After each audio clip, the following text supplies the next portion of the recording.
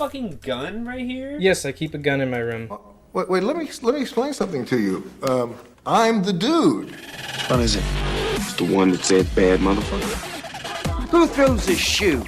Honestly. The first rule of Fight Club is you do not talk about Fight Club. We're sending you back to the future. Well, good evening, morning, night, whatever, wherever this reaches you. My name is Jordan. Buenas noches. Stop interrupting. Welcome to the first episode ever of Flick of the Week.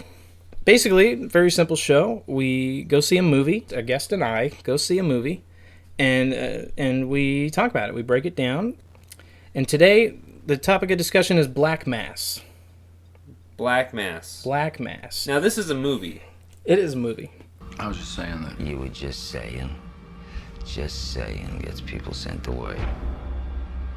Just saying got me a 9-year stretch in Alcatraz. You understand? So, just saying could get you buried real quick. Today, I actually went and picked up my guest from the airport. His name is Clayton Lumley. He's an old friend of mine. Hey! That was a very, very fake intro. Hello! A little more earnest. All right. But before we get into the movie, I wanted to talk about, I wanted to break the ice. I want to get a little loose, get a little limber. I don't think we're ever going to be limber. I think we should just dig right in this big black mass right now. Let's just dive right in this big old black mass. I like your wordplay. It's clever. Thanks.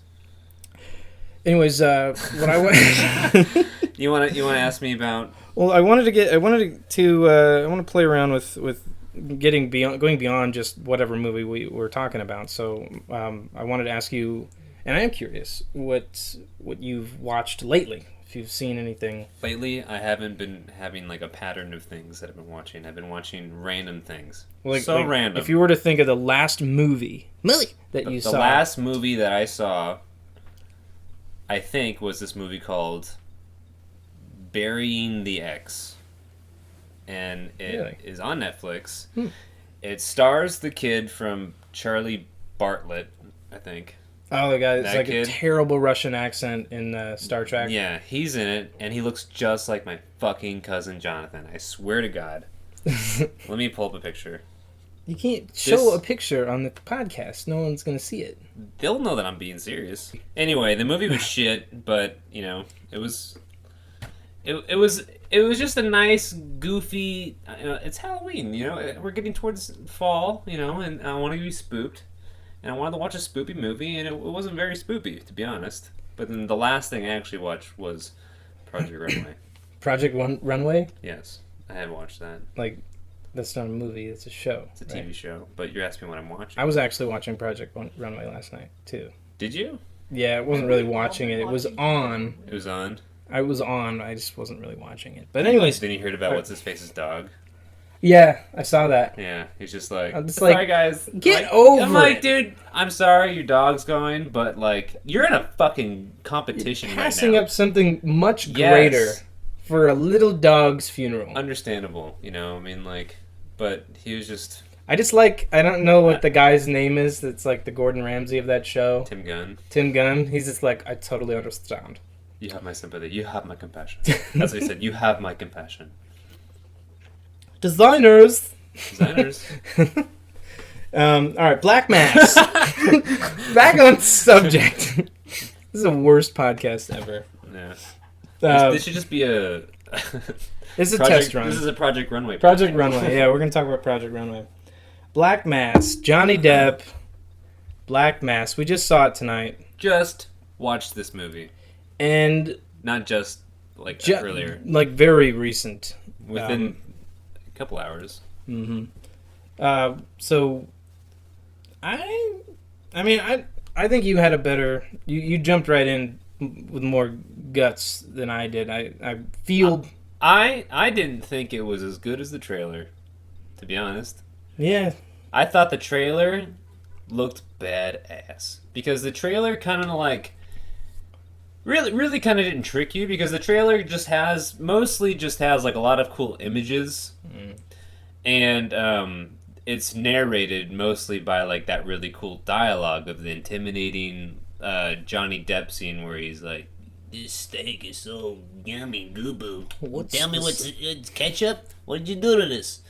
And then like that whole thing really kind of like draws out a really cool narration for all these cool scenes that you see in the movie, but you see like highlights in the trailer. So you kind of see like the best of the best. It was definitely one of those movies where the trailer had the best parts in it. You could see when you watch it, you were like, "Oh, the good part from the trailer's coming up." Like, you know, it was sad to say it was very obvious. Yeah. And that like segueing into what we talked about right out of the movie is that I think we both saw a lot of the elements coming, you know.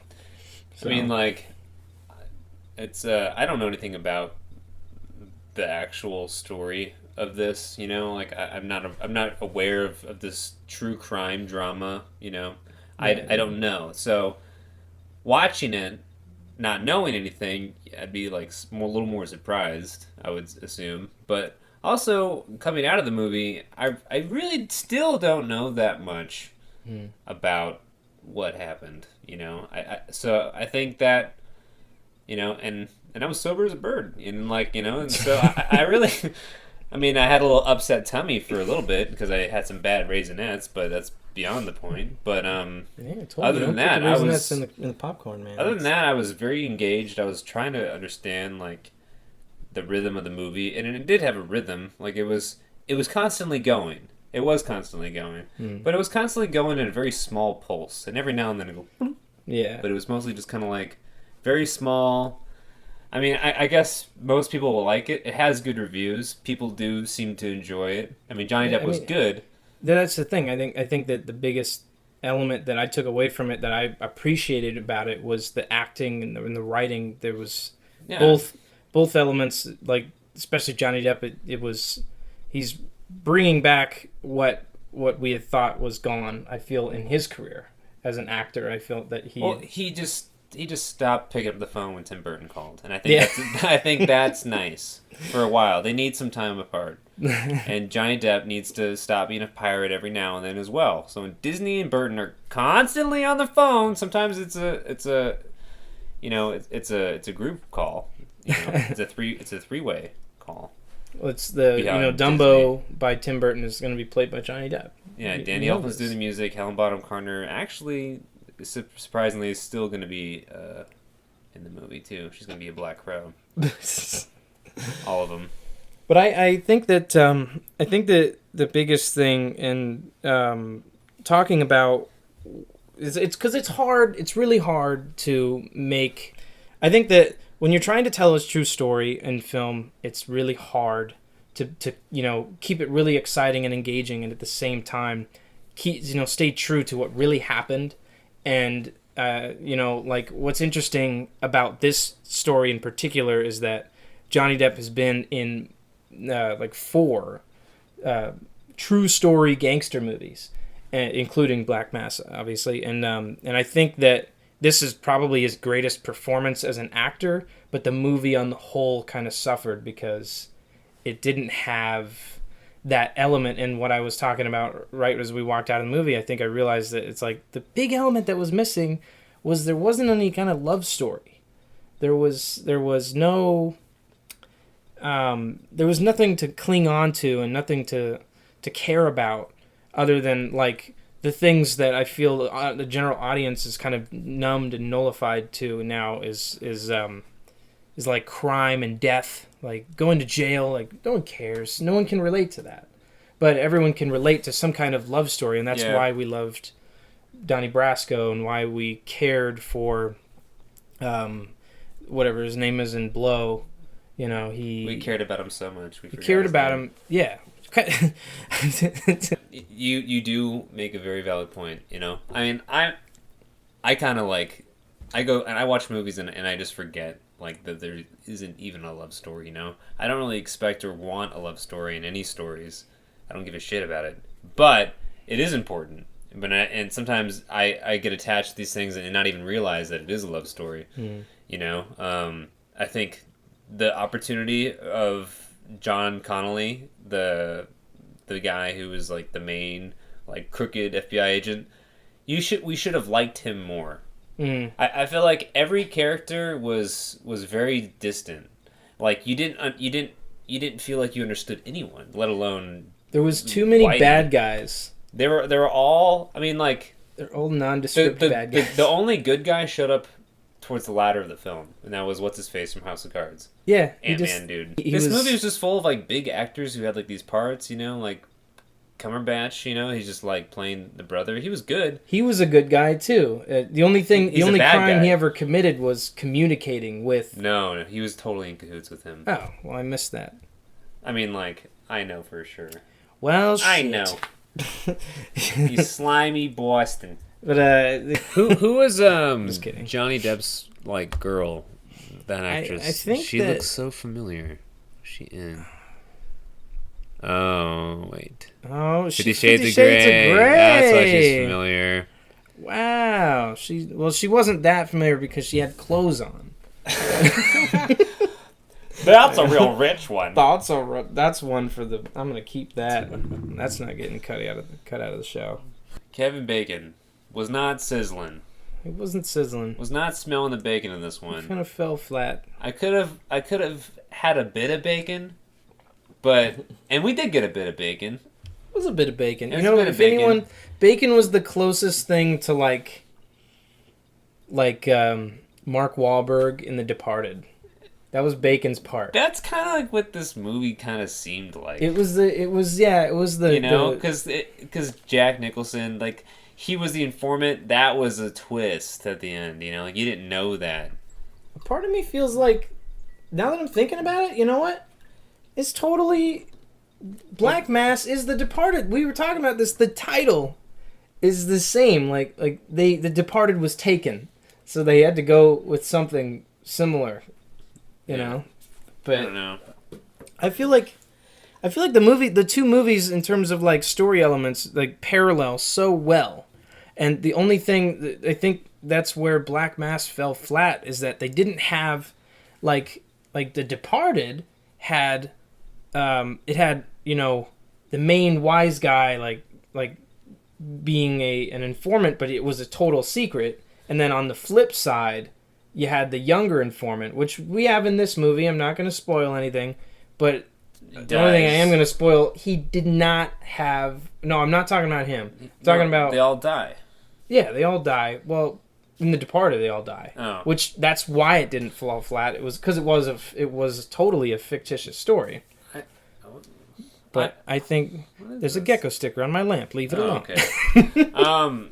Sorry, it was very distracting. But you know what would have been really cool to see? I don't know if they showed this or not, but the whole idea of this movie is they were trying to fight the Italian mob. That was the whole reason why that they were having this relationship with Whitey, was to take down the mafia. Mm. And I don't remember seeing like any Italians in this movie.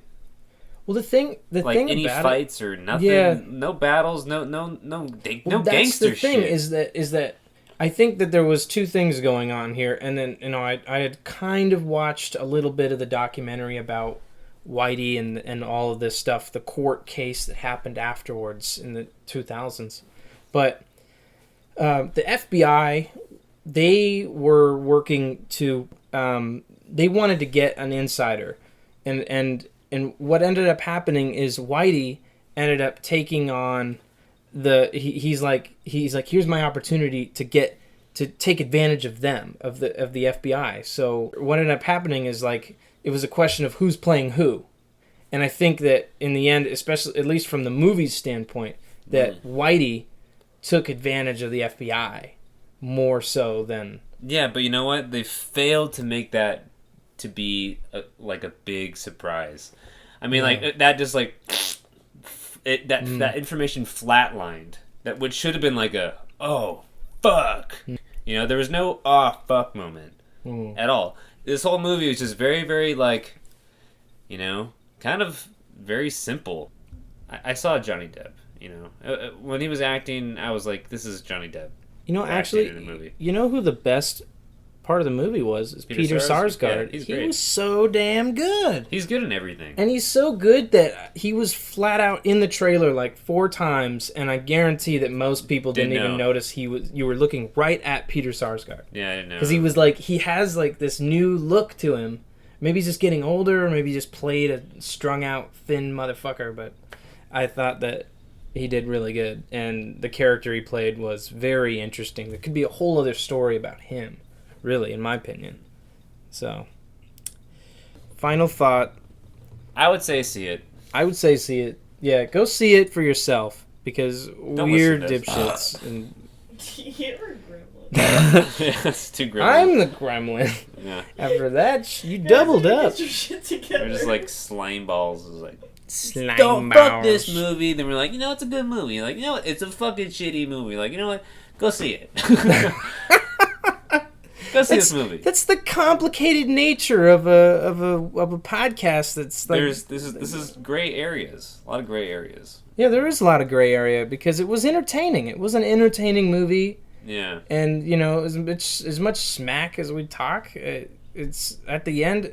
You know, there was certain parts where I was like really fucking drawn back. I was like, wow, I think the writing is great. I think it was like decent sex. It wasn't great, It wasn't great, but like it's still like it was still like you still finished the movie. you finished. So Yeah, I don't know. I say go see it, and I think that, you know, maybe I'll recant my statements later on after having reviewed it again. I will not see it again. I feel like my opinion will stand, and I will not be taking my dad to see this movie. Hey guys, I hope you enjoyed the very first episode of Flick of the Week. If you liked it, please subscribe and follow us on Facebook for up-to-date news on guests and topics of the week. It is an interactive show, so if you would like to make comments on the videos or on our Facebook, we would love to talk about what you have to say. And if you are a hater, then we'd love to bash on whatever you're talking about. So let the comments flow. Stay tuned for next week's episode.